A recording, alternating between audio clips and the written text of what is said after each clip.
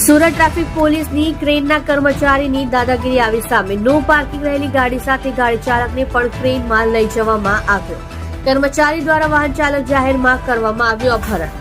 સમગ્ર ઘટના વિડીયો થયો વાયરલ. સુરત પોલીસ પાર્કિંગમાંથી પણ ગાડી ઉપાડી જવાનો વિડીયો પણ સામે આવ્યો હતો. ટ્રાફિક ડીસીપી આવી ઘટના કોઈ કાર્યવાહી નથી કરતી, જેને લઈને વાહન ચાલકોમાં રોષ.